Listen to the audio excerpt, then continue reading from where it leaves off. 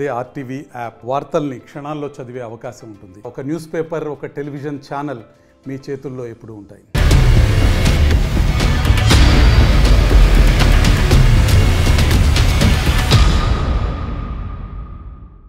నమస్తే, welcome to leaders war. నేను సచిన్. ఆంధ్రప్రదేశ్ రాజకీయాలు రోజుకో కీలక మలుపు తీసుకుంటున్నాయా అంటే ఎక్కడ కావాలనే మాట వినిపిస్తోంది. ఈ నేపథ్యంలో నియోజకవర్గాల్లో ఎటువంటి పరిస్థితులు ఉన్నాయి, ఎవరి విజయావకాశాలు ఏంటి అనేది మీ ముందు వచ్చే ప్రయత్నం చేస్తున్నాం. అందులో భాగంగా ఈరోజు మనం మాట్లాడుకోబోతున్నాం ఉమ్మడి శ్రీకాకుళం జిల్లాకు సంబంధించి ఆసక్తికర నియోజకవర్గం ఆముదాల వలస. మరి ఆముదాల వలసలో ఏ పార్టీ ఎవరిని బరిలోకి దించింది, వాళ్ళకున్న విజయావకాశాలు ఏంటి, వాళ్ళ ప్రొఫైల్స్ ఏంటి ముందుగా చూద్దాం. ముందుగా ఏ పార్టీ ఎవరిని బరిలోకి దించింది అనేది చూద్దాం. హిరిటిక్స్ వైసీపీ నుంచి బరిలోకి దిగుతున్నారు తమ్మినేని సీతారాం, అలాగే తెలుగుదేశం పార్టీ నుంచి బరిలోకి దిగుతున్నారు కూన రవికుమార్. సో వీళ్ళకి సంబంధించిన ప్రొఫైల్ చూద్దాం, ఆ తర్వాత ఇన్ డీటెయిల్ గా మాట్లాడుకుందాం. ముందుగా profile please. Here it is. YCP నుంచి బరిలోకి దిగుతున్నారు తమ్మినేని సీతారాం. ప్రొఫైల్ కనుక చూస్తే బీసీ కాళింగ సామాజిక వర్గానికి చెందిన నేత, ఏపీ అసెంబ్లీ స్పీకర్ గా ఉన్నారు. 1983లో తెలుగుదేశం పార్టీ నుంచి తొలిసారి ఎమ్మెల్యేగా పోటీ చేశారు, గెలిచారు. ఇంకైనా ప్రొఫైల్ చూస్తే కనుక 6 సార్లు తెలుగుదేశం పార్టీ నుంచి పోటీ చేశారు. 2009లో ప్రజారాజ్యం పార్టీ నుంచి పోటీ చేశారు, కానీ ఓటమిని చవిచూశారు. 2014లో వైసీపీ నుంచి పోటీ చేశారు, కానీ ఓటమిని చవిచూశారు. 2019లో పోటీ చేశారు, గెలిచారు తమ్మినేని సీతారాం. ఇది ఈయనకు సంబంధించిన ప్రొఫైల్. ఇక తెలుగుదేశం పార్టీ నుంచి బరిలోకి దిగుతున్నారు కూన రవికుమార్. ప్రొఫైల్ చూస్తే కనుక బీసీ కాళింగ సామాజిక వర్గానికి చెందిన నేత తమ్మినేని సీతారాంకి బావమరిది.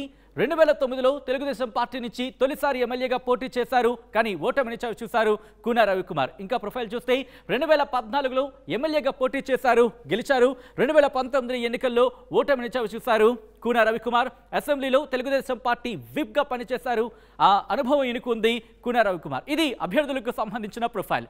రైట్, ఇక ఈ నియోజకవర్గానికి సంబంధించిన ప్రొఫైల్ని క్లుప్తంగా చూసే ప్రయత్నం చేస్తే కనుక శ్రీకాకుళం లోక్సభ స్థానంలో భాగం ఆముదాల వలస నియోజకవర్గం.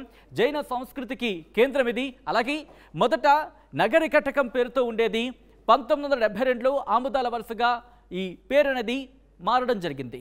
ఇంకా ప్రొఫైల్ చూస్తే కనుక 1952 నుంచి 9 సార్లు తమ్మినేని ఇంటి పేరున్న వాళ్లే ఎమ్మెల్యేలుగా గెలిచిన పరిస్థితి, ఎమ్మెల్యేలు అయిన సిచ్యువేషన్. అయితే 1978 నుంచి కాళింగ సామాజిక వర్గం నేతలే గెలుస్తున్న పరిస్థితి అని చెప్పుకోవాలి ఇక్కడ. ఇది ఆముదాల వలసకు సంబంధించిన ప్రొఫైల్ క్లుప్తంగా. ఇక నియోజకవర్గంలో సామాజిక వర్గాల పరంగా ఎవరికి ఎన్ని ఓట్లు ఉన్నాయనేది మనం చూసే ప్రయత్నం చేద్దాం. Here it is on the screen. Yes, ఉమ్మడి శ్రీకాకుళం జిల్లాకు సంబంధించి ఆముదాల వలస నియోజకవర్గంలో కాళింగ సామాజిక వర్గానికి సంబంధించి 40% ఓట్లున్నట్టుగా తెలుస్తోంది. అలాగే తూర్పు కాపుకు సంబంధించి 30%, ఇక పోలినాటి వెలమకు సంబంధించి 12%, ఎస్సీ సామాజిక వర్గానికి 10%, ఇతరులు 8%గా ఉన్నట్టు తెలుస్తోంది. ఈ నేపథ్యంలో అక్కడ ఎటువంటి ఈక్వేషన్స్ మారే అవకాశం ఉంది, ముఖ్యంగా మామ అల్లులకు సంబంధించి గట్టి పోటీ ఉండే అవకాశం ఉంది అనే చర్చ జోరందుకుంది. ఇంతకీ ఎవరి విజయావకాశాలు ఏంటి, ఎవరికి కలిసి వచ్చే అంశాలేంటి, ముఖ్యంగా ప్రతికూలంగా ఉన్న అంశాలేంటి, ఇవన్నీ మాట్లాడదాం. మా ప్రతినిధి సత్యం నాయుడు అప్డేట్స్ అందించేందుకు సిద్ధంగా ఉన్నారు. నాయుడు, ఇక్కడ వైసీపీ నుంచి బరిలో దిగుతున్నారు తమ్మినేని సీతారాం, అలాగే తెలుగుదేశం పార్టీ నుంచి బరిలో ఉన్నారు కూన రవికుమార్. ఎవరి విజయావకాశాలు ఏంటి, ముఖ్యంగా మామ అల్లులకు సంబంధించి గట్టి పోటీ ఉండే అవకాశం ఉందని చర్చ జరుగుతోంది. ఎవరికి కలిసి వచ్చే అంశాలు ఏంటి, ఎవరికి ప్రతికూలంగా అంశాలు ఏంటి చూస్తే కనుక ప్రస్తుతం రాష్ట్రంలో ఏ పార్టీ అధికారంలోకి వస్తుంది అన్న విషయం డిసైడ్ చేసే ఏకైక నియోజకవర్గం ఏదైనా ఉందంటే అది ఆముదాల వలసగా చరిత్ర చెబుతోంది.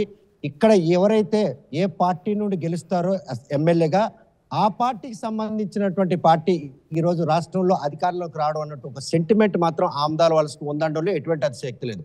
కాకపోతే ప్రస్తుతం మాత్రం టీడీపీ అభ్యర్థిగా కోన రవికుమార్ అంటే మాజీ ప్రభుత్వం విప్పు టీడీపీ బరిలో దిగుతున్నారు. వైసీపీ నుండి ఏపీ స్పీకర్ తమ్మినేని సీతారాం తన ప్రత్యర్థిగా దిగుతున్నారు.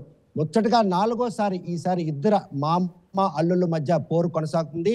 2009 ఎన్నికల్లో అనూహ్య పరిణామాల నేపథ్యంలో తమ్మినేని సీతారాం ఆ రోజు ప్రజారాజ్యం పార్టీకి వెళ్లడంతో టీడీపీ పిలిచి కోన రవికుమార్కి టికెట్ ఇవ్వడం జరిగింది. అప్పటి నుంచే వీరి మధ్య మాత్రం వైరం పీక్ స్థాయిలో జరుగుతుంది. నాటి నుండి నేటి వరకు రెండు దశాబ్దాలుగా వీరి మధ్య మాత్రం పోరు ఉత్కంఠంగా సాగుతుంది అనడంలో ఎటువంటి ఆసక్తి లేదు. కాకపోతే 2009లో ఇద్దరు మామ మేనల్లుల మధ్యన జరిగిన పోరులో కాంగ్రెస్ ఆ ఎమ్మెల్యే టికెట్ కైవసం చేసుకుంది. 2014లో రాష్ట్ర విభజన అనంత మాత్రం ప్రధానంగా టీడీపీ పార్టీని వీడినటువంటి ఎవరైతే తమ్మినేని సీతారాం ఉన్నాడో ఆయన వైసీపీ తీర్థం పుచ్చుకున్నారు. వైసీపీ నుండి తమ్మినేని సీతారాం, అదేవిధంగా కోన రవికుమార్ కూడా 2014లో బరిలో దిగారు. ఏదైతే నవ్యాంధ్రప్రదేశ్ నిర్మాణంలో భాగంగా తెలుగుదేశం పార్టీకి రాష్ట్ర ప్రజలు పట్టం కట్టిన నేపథ్యంలో కోన రవికుమార్ తొలిసారిగా ఎమ్మెల్యేగా గెలిచారు.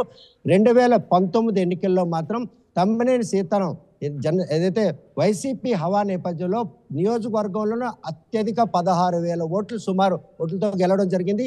ఈసారి మళ్ళీ ఆ పాత ఇద్దరు అభ్యర్థులు 2024లో పందెం కోళ్ళుగా దిగుతున్నారు. కాకపోతే వీరిద్దరు కూడాను మామ మేనల్లుడు కావడం, ఓవైపు బామ్మర్ది కావడం, ఈ అంశాలన్నీ కూడా కుటుంబ నేపథ్యం ఈ నియోజకవర్గానికి కనెక్ట్ అయిందనడంలో ఎటువంటి అతిశక్తులు.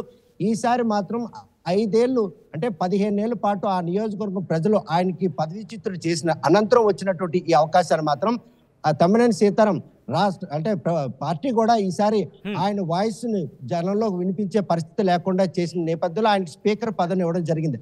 ఆయన ఫైర్ బ్రాండ్ అయినా కూడాను మంత్రి పదవి రాకపోయినా స్పీకర్ గా 5 ఏళ్ళు కొనసాగిన ఆయన కేవలం కుటుంబ నేపథ్యంలోనే కొనసాగింది తప్ప ఆయనకంటూ ఒక ల్యాండ్ మార్క్ వేసుకోలేదు. ఈసారి 2024లో మాత్రం కోన రవికుమార్ అంటే 2019 ఎన్నికల అనంతరం వచ్చిన ఫలితాల తర్వాత ఇప్పటివరకు 19 కేసుల్లో కోన రవికుమార్ ప్రధాన నిందితుడిగా ఉండడానికి కారణమైనటువంటి తమ్మినేని సీతారాం ఈసారి మాత్రం తన గెలుపు కోసం తహతీలాడే పరిస్థితి. కారణం ఏంటంటే కుటుంబం అంతా కూడాను ఈ రోజు ఆ పార్టీని అడ్డం పెట్టుకొని సంపాదనే ధ్యేయంగా ముందుకెళ్లారే తప్ప నియోజకవర్గం సమస్యలు కానీ అదేవిధంగా నియోజకవర్గ ప్రజలు ఆ పార్టీపై చూపిన మక్కు కానీ ప్రధానంగా మెయిన్ ఎవరైతే లీడర్స్ ఉన్నారో సెకండ్ క్యాడర్ అందరినీ కూడాను స్థానిక సంస్థల ఎన్నికల్లోనూ ప్రాదేశిక ఎన్నికల్లో కూడాను సొంత పార్టీని చూడకుండా ఓడించిన క్రమంలో ఈ రోజు పొందూరుకు చెందినటువంటి సువ్వార గాంధీ స్వతంత్ర అభ్యర్థిగా బరిలోకి దిగుతున్నారంటే తమ్మినేని సీతారాంపై ఎంత వ్యతిరేకత ఉందో స్పష్టమవుతుంది. మరోవైపు కోన రవికుమార్ 5 ఏళ్ల పాటు ప్రజల్లో ఉంటూ ప్రజలపై తరఫున పోరాటాలు చేసినటువంటి ఈ క్రమంలో వీరిద్దరు మాత్రం ఈసారి వారు చాలా టైట్ గా ఉంటుంది. కాకపోతే పరిణామాలు మాత్రం సువ్వార గాంధీ తమ్మినేని సీతారాంపై స్వతంత్ర అభ్యర్థిగా వైసీపీ పార్టీకి రాజీనామా చేసి మరి పోటీ చేయడం మాత్రం తమ్మినేని సీతారాంకి ఎదురైతే మిగులుతుందనడంలో ఎటువంటి అస్థితులు. ఈ నేపథ్యంలో కోన రవికుమార్ ఈసారి 2024 ఎన్నికల్లో ఎట్టి పరిస్థితుల్లో తన మేనమామ చిరకాల ప్రత్యర్థిని ఓడించేందుకు ఆయన చేస్తున్న ప్రయత్నంలో సువ్వార గాంధీ వేరుకుంపటి పెట్టడం, సొంత పార్టీకి చెందినటువంటి సువ్వార గాంధీ నామినేషన్ కనుక దాఖలు చేసినట్టయితే ఈ తమ్మినేని సీతారాంకి మాత్రం ఈసారి ఓటమి ఖాయం అన్నటువంటి పరిణామాలు కనిపిస్తున్నాయి. మరి ఈ విషయంలో పార్టీ అధిష్టానం కూడాను కావాలని, ఎందుకంటే గత 2 ఏళ్లుగా ప్రధాన క్యాడర్ అంతా కూడాను తనకి వ్యతిరేకంగా పనిచేస్తున్న ఒక స్పీకర్ స్థాయిలో ఉండి ముఖ్యమంత్రికి సన్నిహితులైన కూడా వారిని మాత్రం సద్వినియోగించడంలో పూర్తిగా వైఫల్యం చెందడమే ఈ రోజు ఆయనకి ఈ ప్రతికూల వాతావరణం నెలకొంది. అటువంటి ప్రతికూల వాతావరణం అధికార పార్టీ సంబంధించిన ఏపీ స్పీకర్కు ఉందంటే ప్రతిపక్షంలో ఉంటూ ప్రజలతో పాటు ఆ సమస్యలపై పోరాటం చేసినటువంటి కోన రవికుమార్ విషయంలో మాత్రం ప్రజలందరూ తన వెంటే ఉన్నారన్న ధీమాతో ఆయన మాత్రం క్యాన్వాస్ లో ముందుకు దూసుకుపోతున్నారు. Right Naidu, thanks for update. So మొత్తంగా అయితే మాత్రం ఈసారి ఆముదాల వలస ప్రజలు ఎవరిని తమ ఎమ్మెల్యేగా అసెంబ్లీకి పంపించబోతున్నారనే ఉత్కంఠ మాత్రం కొనసాగుతోంది. ముఖ్యంగా మే 11 డిసైడ్ చేయబోతున్నారు. ఫలితాలు జూన్ 4న రాబోతున్నాయి. ఏం జరగబోతోంది, మళ్ళీ ఆముదాల వలస డిసైడ్ చేయబోతుందా, ఈ రాష్ట్రానికి సంబంధించి ఏం జరగబోతుంది అనేది ఒక ఉత్కంఠ మాత్రం కొనసాగుతుంది. సో చూద్దాం జూన్ 4న ఫలితాల రోజు ఎవరు అక్కడ అసెంబ్లీకి వెళ్ళబోతున్నారు ఎమ్మెల్యేగానైతే.